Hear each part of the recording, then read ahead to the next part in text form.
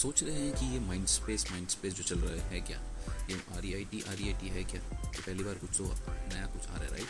Let's see इसके अंदर में क्या है एग्जैक्टली। नमस्कार दोस्तों, मैं विघ्नेश बात कर रहा हूँ कॉन्फिडेंस ट्रेडिंग से। एक और वीडियो लेके आया हूँ जिसमें माइंड स्पेस का जो बिजनेस पार्क का REIT उसके बारे में यहाँ पे डिस्कशन करेंगे।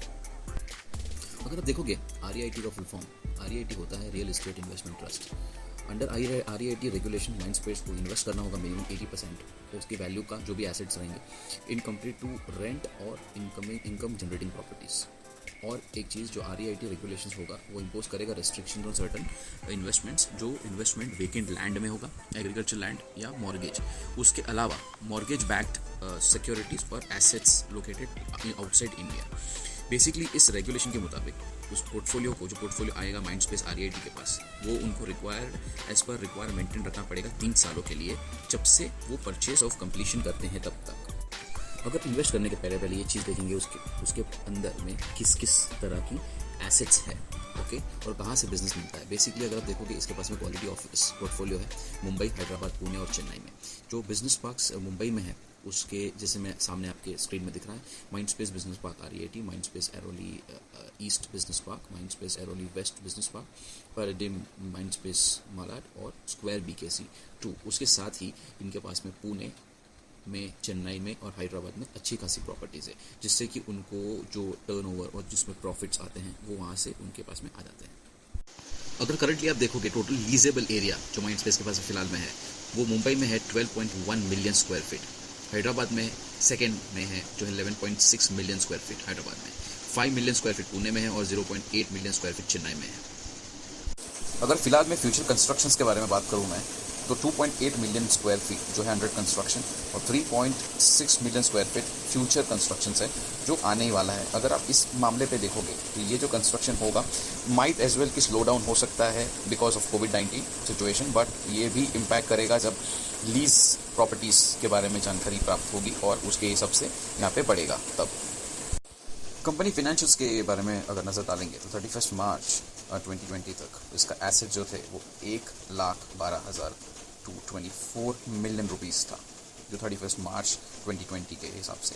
तो पैट देखेंगे सबसे इम्पॉर्टेंट गाइस, पैट तो 5139 का प्रॉफिट था। अगर आप इवेंचुअली देखोगे कोविड में भी इसको कुछ ज़्यादा कोई खास फ़र्क पड़ा है नहीं। अगर मार्च तक आप देखोगे तो अभी जून का जो भी जो फाइनेंशियल्स होगा उसके हिसाब से अगर देखेंगे तो क्या ऊपर नीचे आता है, ये भी एक देखने वाली बात होगी इस फिलहाल के मार्केट, इस सिचुएशन के REIT के सिचुएशन के हिसाब से। बट अगर आप देखोगे तो ये इवेंचुअली बढ़ा ही है, 17 से लेकर 28 तक ये सिर्फ बढ़ा हुआ है। तो यही है अच्छा खासा फाइनेंशियल्स भी है इसका। तो देखते हैं इसके आगे हमारे पास में इसका इशू का जो IPO डेट और इशू क्या है वो देखते हैं। अभी फिलहाल में हम बात करेंगे REIT डिटेल्स के बारे में। Details as in IPO date क्या होगा, उसका इशू टाइप क्या होगा, फलाना।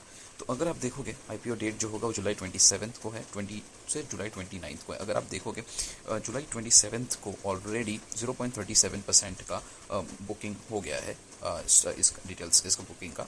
और अगर आप इशू टाइप देखोगे तो और भी 2 दिन बचे हुए हैं, ठीक है, 28 और 29 जुलाई। इशू टाइप जो है वो बुक बिल्ड इशू है। बुक बिल्डिंग इशू गाइस मतलब क्या होता है कि बेसिकली बहुत लार्जर बायर्स से एक्सेप्ट करते हैं हम लोग एप्लीकेशन, और फाइनेंशियल इंस्टीट्यूशन से और HNI क्लाइंट्स इंडिविजुअल से। तो उससे हम लोग आस्किंग नहीं कर रहे हैं कि पब्लिक ऑफर दीजिए, बट उसके मुताबिक हम लोग पब्लिक इशू ऐसा कर रहे हैं कि जहाँ से हमको बड़े बड़े बायर्स मिलते हैं।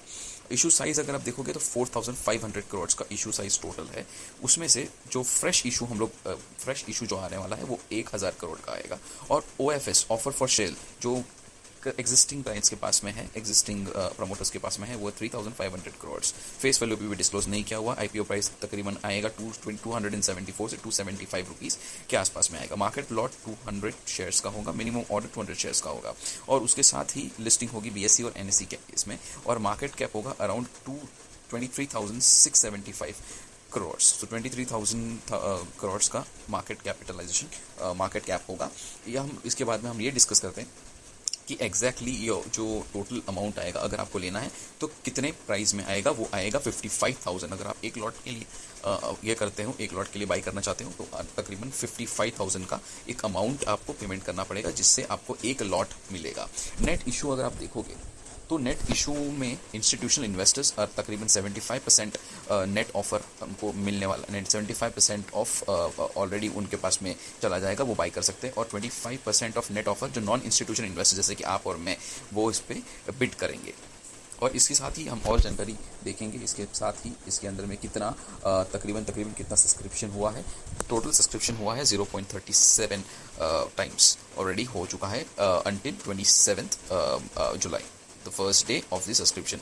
और एक चीज़ आपको बताना चाहूँगा, अगर इस बात में आईपीओ अगर रिलीज हो रहा है तो आपको रोसरी टेक तो पता ही होगा। रोसरी टेक ने अच्छा खासा इनिशियल प्राइस जो आईपीओ आया था उस प्राइस से अच्छा खासा मूवमेंट दिया है उसने। तो इसके मुताबिक हम ये सोच सकते हैं कि people are very much investing into all this things.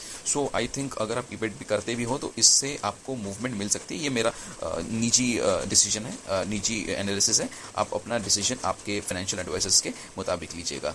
Thanks for lot for watching. I hope कि आपको ये इन्फॉर्मेशन बहुत ही अच्छी लगी होगी।